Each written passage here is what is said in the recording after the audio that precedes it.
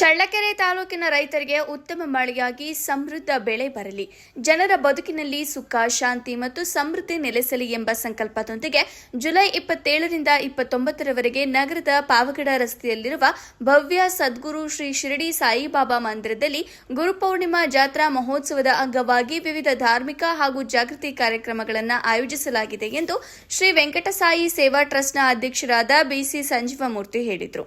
ನಗರದ ಸಾಯಿಬಾಬಾ ಮಂದಿರದಲ್ಲಿ ಶನಿವಾರ ನಡೆದ ಪತ್ರಿಕಾಗೋಷ್ಠಿಯ ಅಧ್ಯಕ್ಷತೆ ವಹಿಸಿ ಮಾತನಾಡಿದ ಅವರು, ಗುರುಪೌರ್ಣಿಮಾ ಮಹೋತ್ಸವದ ಪೂರ್ವಭಾವಿಯಾಗಿ ಜುಲೈ 27ರಂದು ನಗರದ ವಾಲ್ಮೀಕಿ ವೃತ್ತದಿಂದ ನಗರದ ವಿವಿಧ ವಾರ್ಡ್ಗಳ ಪ್ರಮುಖ ಬೀದಿಗಳಲ್ಲಿ ಬೈಕ್ ರ್ಯಾಲಿ ಸಂಚರಿಸಿ ಸಾಯಿಬಾಬಾ ಮಂದಿರದವರೆಗೆ ಭವ್ಯ ಬೈಕ್ ರ್ಯಾಲಿಯನ್ನು ಹಮ್ಮಿಕೊಳ್ಳಲಾಗಿದೆ.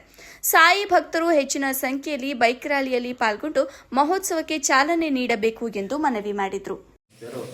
ನಾವು ಸಹ ಜೊತೆಗೆ ಸೇರ್ಕೊಂಡು ಮಾಡೋಣ ಅಂತಂದೇಳಿ ನಾವು ಕೋರಿದ್ವಿ. ಅವರು ಸಹ ಸಂತೋಷ ಒಪ್ಕೊಂಡು ಈ ಸರಿ ಪ್ರತಿ ಸರಿ ನಾವು 250-300 ಜನ ಅವರೇಜಾಗಿ ಕೂಡ್ತಾಯಿದ್ವಿ. ಈ ಸರಿ ಧರ್ಮಸ್ಥಳದ ಕಡೆಯಿಂದಲೇ ಸುಮಾರು 650-700 ಜನ ಪೂಜೆಗೆ ಕೂಡ್ತಾ ಇದ್ದಾರೆ. ಒಟ್ಟು 1000 ಜೋಡಿ ಪೂಜೆಗೆ ಈ ಸರಿ ಕೂಡ್ತಕ್ಕಂಥದ್ದು ವಿಶೇಷ ಈ ಸರಿ.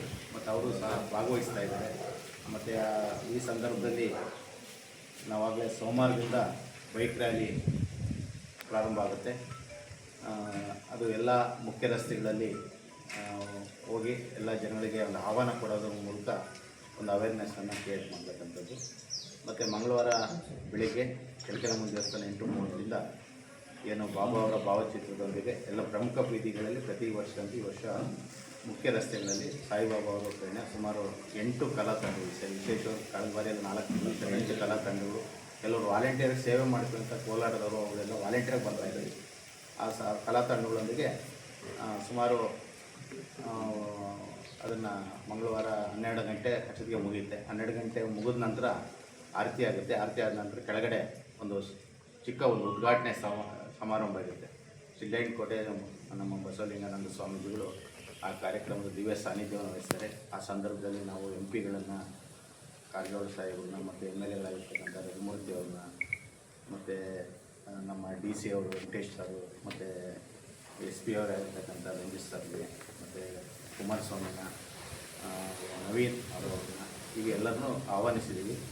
ಅವರೆಲ್ಲ ಬಂದ ಒಂದು ಉದ್ಘಾಟನೆಯನ್ನು ಪ್ರಾರಂಭಿಸಿದ ನಂತರ ಅವುಗಳಿಂದ ಭಜನೆ ಮತ್ತು ಸಾಂಸ್ಕೃತಿಕ ಕಾರ್ಯಕ್ರಮಗಳು, ವೇದಿಕೆಗಳು ಮುಂದೆ ವೇದಿಕೆ ಇರುತ್ತೆ. ಈ ಕಾರ್ಯಕ್ರಮ ಆದ ನಂತರ ವೇದಿಕೆಯಲ್ಲಿ ಅವರು ಬೆಳಗ್ಗೆ ಒಂದು ಭಜನೆಯನ್ನು ಮಾಡಿ ಅವರು ಒಂದು ಯೋಗಾಭ್ಯಾಸವನ್ನು ಪ್ರತಿ ವರ್ಷದಲ್ಲಿ ಸರಿ ಒಂದು ಮಾಡಿ ಹೋಗ್ತಕ್ಕಂಥದ್ದು. ಅದಾದ ನಂತರ ಅಭಿಷೇಕ ಆದ ನಂತರ ಮತ್ತು ಕೆಳಗಡೆ ಸಾಮೂಹಿಕ ಸತ್ಯನಾರಾಯಣ ಸ್ವಾಮಿ ಪೂಜೆ 7:30ರಿಂದ ಪ್ರಾರಂಭ ಆಗುತ್ತೆ. ಅದು ಸುಮಾರು 10:30ರೊಳಗೆ ಪೂಜೆ ಕಾರ್ಯ ಎಲ್ಲ ಮುಗಿದು 10:30ರಿಂದ 12 ಗಂಟೆವರೆಗೂ ಧರ್ಮಸ್ಥಳ ಗ್ರಾಮಾಭಿವೃದ್ಧಿ ಸಂಸ್ಥೆಯವರು ಅವರ ಅಧಿಕಾರಿಗಳು ಮತ್ತು ನಮ್ಮ ಸಂಬಂಧಪಟ್ಟ ಶಾಸಕರ ಜೊತೆ ಒಂದು ಧಾರ್ಮಿಕ ಸಭೆಯನ್ನು ತಿರುಗಿಸಲು 29 ತಾರೀಕು ಇಲ್ಲೇ ಕೆಳಗಡೆನೆ